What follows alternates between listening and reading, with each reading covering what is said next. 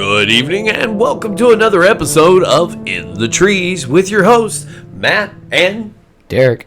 And tonight's episode is another daily dive into what's going on in today's world. Derek, what do you have for us today? All right, so today the first topic we're going to be talking about is what we kind of touched on earlier this week, or I guess more so midweek, which was the sub implosion, I guess now. Yeah, the Titan tragedy. Yeah. So, folks, we were right. It was an implosion. Here's an article from AP News that talked about it just yesterday. The around-the-clock search for the missing Titan submersible engrossed in the world for days.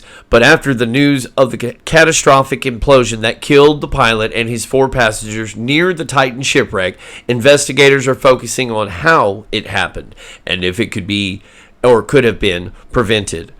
Deep sea robots will continue to search the North Atlantic sea floor for clues. Investigators in Canada are looking at the Titan's Canadian flag support ship. U.S. authorities are looking into other aspects of the tragedy. The Titan, owned by the undersea exploration company OceanGate Expeditions, has been chronicling the Titan's decay and the underwater ecosystem around the sunken ocean liner in the yearly voyages since 2021.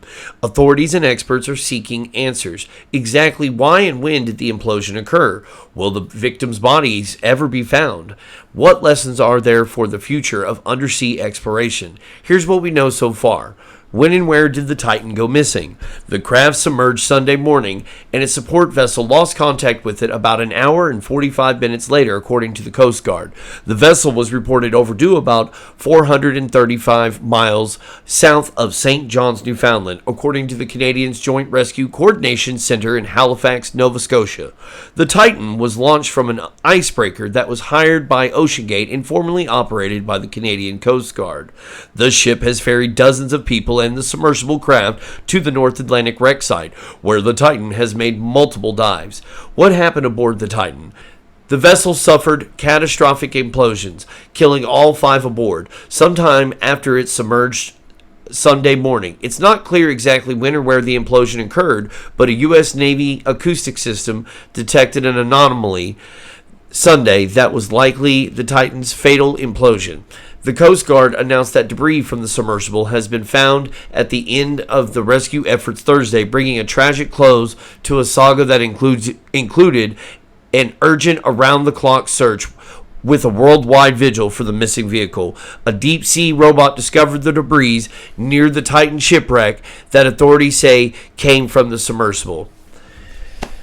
Yeah, I mean, like we kind of mentioned it in our, video we posted the other day that, we kind of thought if it more likely the implosion, it was more likely the biggest outcome. Yeah. Or not the biggest, but the most likely outcome. Yeah. But not only that, but probably the best outcome for them, I guess, probably. Oh, by far. It was the quickest death. Yeah, I mean, but that's what they say, Yeah.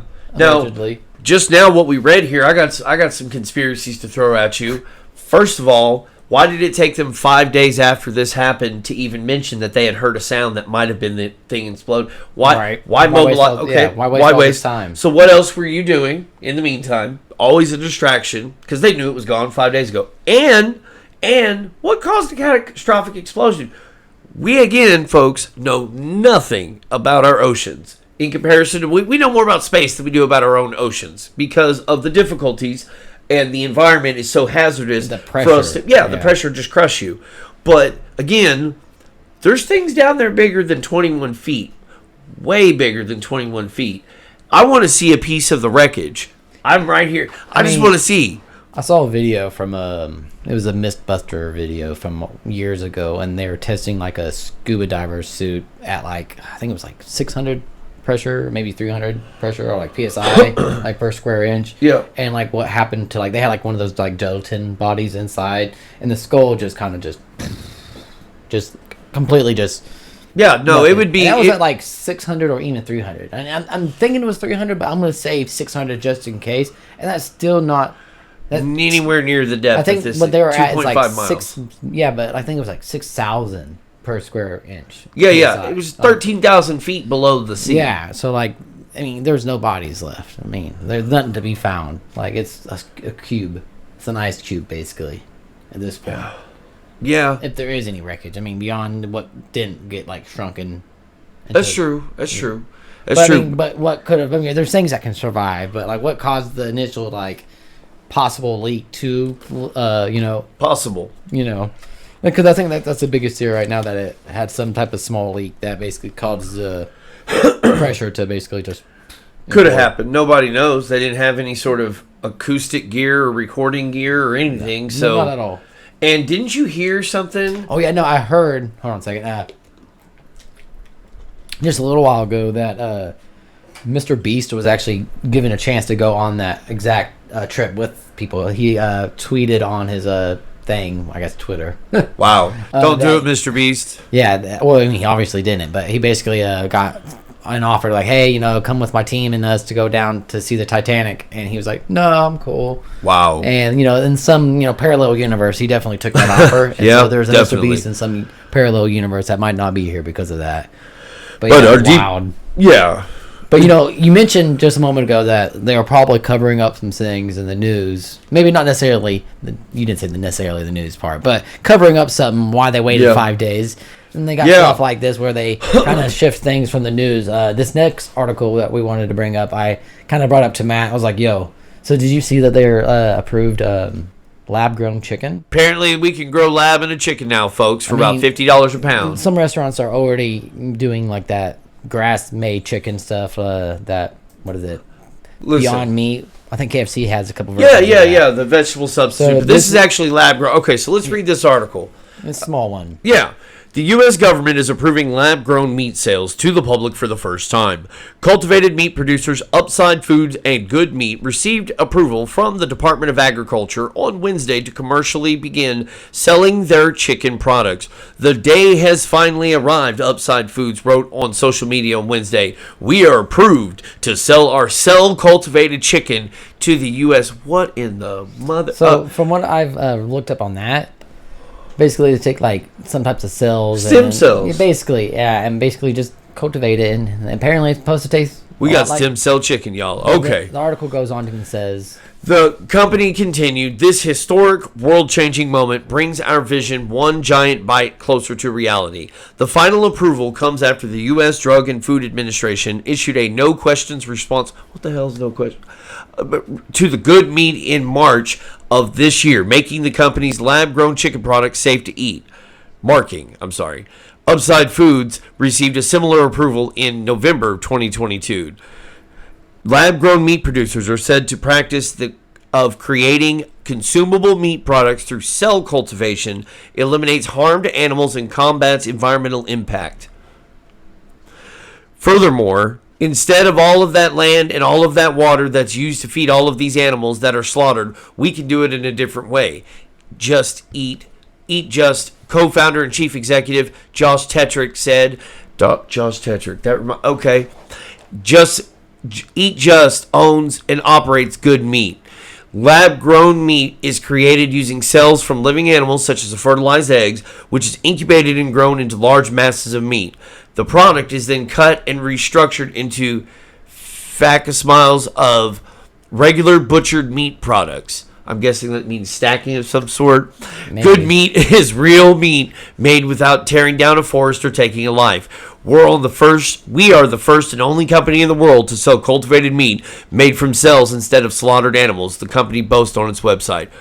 What in the holy hell is going on now? So a little bit about that. I read up a little bit on this because I was kind of investigating on this. I think they actually have a market in Singapore where they can actually sell. Oh, they actually are selling this in some restaurants, I believe. What? Yeah. And so this is where it's already kind of going. This is a California-based company. I'm okay with killing some chicken. The chickens aren't really that smart. They eat bugs. But yeah, so that's a little weird. I definitely don't think that we should go that route because then that makes us dependent on the man. And we all know how that's going to go because can any of us buy this lab to put in our home to make sustainable meat? No, they wanted to buy it from us. So what's stopping them from putting stuff into it? Cause damn it, Matt. We got full on deep dives. All right, hold on. I got to backpedal. Where were we at just now? This is definitely something that if it could be made, I saw that it was $50 a pound. Okay, Yeah, I mean, nobody it's a lot. in a third world country can afford $50 of U.S. dollars of a pound. I mean, that's what it is now. There's a lot of heavy investors. I've been seeing, along with my deep dive into this, I kind of saw an older article where it kind of linked the original CEO to the Josh. Didn't you tell me that? Yeah, Whatever his Josh Tetrick See, I was is gonna linked say, to Bill Gates. Yeah, Bill Gates. see, I Okay. had, All right. we're going down this conspiracy route of, Listen. he went from basically having $3,000 into a savings account, basically, and making a company that's now worth $1.2 billion. This guy's 4 years older than me. Is got a company worth $1 billion. Within just a couple years. All right, so the article kind of goes on eventually. And now it says it has sold the equivalent of 250 million chicken eggs while raising more than $800 million in funding from investors like Bill Gates, holy crap, Mark Benioff, and Microsoft co-founder Paul Allen's Vulcan Capital. So like I said, holy crap, linked him to somehow, Of course, little Bill. Of course, I'm always into that conspiracy where, the whole, World Economic Forum goes on, about, you owning nothing and being happy. And this is kind of how you go into that pod life where you just get your food, generated out of like a little pod. That's kind of scary, man, that they're kind of getting that far in advance. But, I mean, at the same time, it can have a balance. You're just going to push a button. I want 99% chicken. And it's going to come out and it's going to squirt out and it's going to get heated and it's going to be a fried chicken. It's going to be like, here's your KFC. It's like, oh, snap. Hell yeah. Listen, then you can be like, I want 99% beef. And then your burger's going to get out. 99% ain't that bad. You're going to put your headset on and then you're going to just be in your world. And then you're just going to working away. And all right. I'm just saying. 99% ain't that bad. No, but that 1% might be, that vaccine you're afraid of. It could be. It probably is. Anyways, back to kind of some, well, maybe not necessarily more stuff. This is also kind of stuff they might have swept under the rug a little bit. This was they kind of released this on Friday. Friday is the day when news goes to die because no one ever pays attention to what's going on Friday. Yep. But this is Mr. the Prince of America, Hunter Biden. So, good old Hunter Biden has now officially been found guilty after a plea deal has been reached, apparently, between him and the FBI over not paying taxes, which is over $100,000, and then also in possession of a gun while under the influence of drugs. Right. So, a little bit what ABC's News said.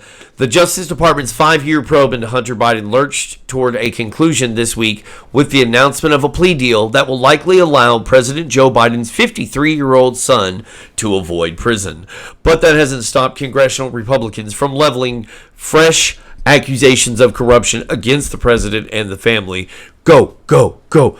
GOP lawmakers on Thursday released transcripts from 2 IRS whistleblowers who together complained in April that the Justice Department sabotaged investigators' efforts to level harsher penalties against the younger Biden, an accusation at odds with statements made by the Trump-appointed U.S. attorney who prosecuted the case.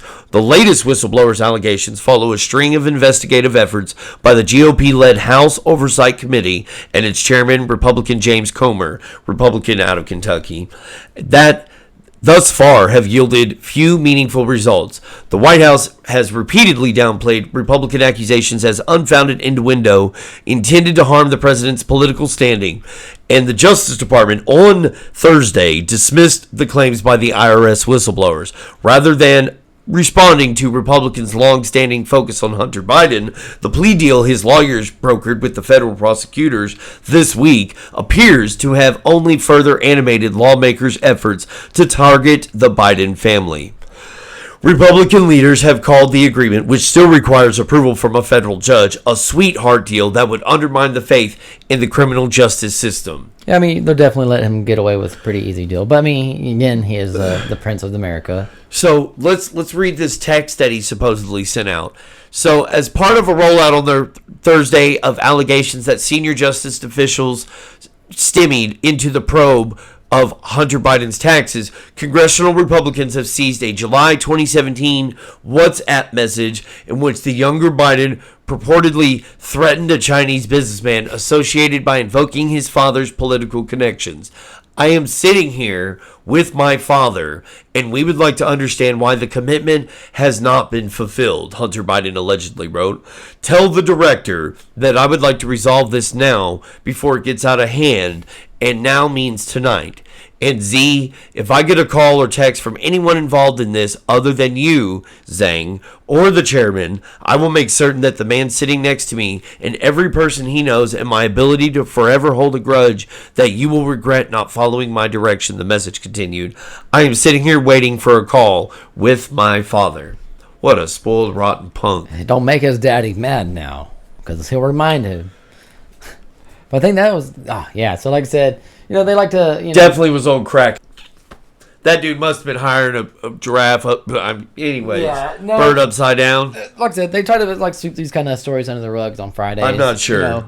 We don't like to be too partisan. Our first articles are some of them we've had gone from Fox to CNN to ABC. That's fair. So we like to try to swing on both sides. So that's why this is why we kind of wanted to go on this one. I haven't seen too many people talking about this one on Friday because of course, like I said, nobody wants to talk about it. Yeah. The fact that he is now a criminal. That sounds like worse off than any of us. That really sounds like organized crime right there. It really does. It sounds like if I would have got that text message when I was a teenager, I'd be like, oh my god, my pot dude needs money from me. Oh my god. No, condolences to that family and all their lost ones on the submersible for sure. Yeah. Long story short, folks. I think that was the AP article we read from that one. I think the first one was a Fox News article, the NBC. Listen, lab grown meat can't be worse than some of the things. Yeah, honestly though, it can't probably be any worse than McDonald's. It's like AI. It has the potential to do good. Like in countries that are really starving, maybe if it's a humanitarian thing until it scales. There's a sci-fi show I've watched where they've gone into where in the future in that sci-fi show they don't really have money and they just have this machine that creates everything for them. Elon said we're going to have a universal credit at one point because AI is going to take all our jobs. And then we'll just have stuff that makes sense. Can't talk like me. Just we'll go up to the machine, we just hit the button, we don't have to pay for it, we just get it for free, and it's better than McDonald's probably still. Yeah. So honestly, it's probably not that bad. He might have talked me into it a little bit. But guys, that was the next what was going on this week. And that's our, honestly, I think it's episode 12 or 13 at this point. But like I said, we're kind of doing our new numbering system with when we're doing our deep dives, and which we might have to go in a little bit more of another deep dive here soon. Definitely soon. Definitely soon. We got a couple ones. We won't go into it quite yet what we're going into, but here in the next couple weeks, we'll let you guys know what we're doing. But guys, that was In the Trees with Matt and Derek. Guys, thank you very much. Don't forget to follow us on Twitter and Reddit at In the Trees. And I'll post all the links, guys, down below. See ya.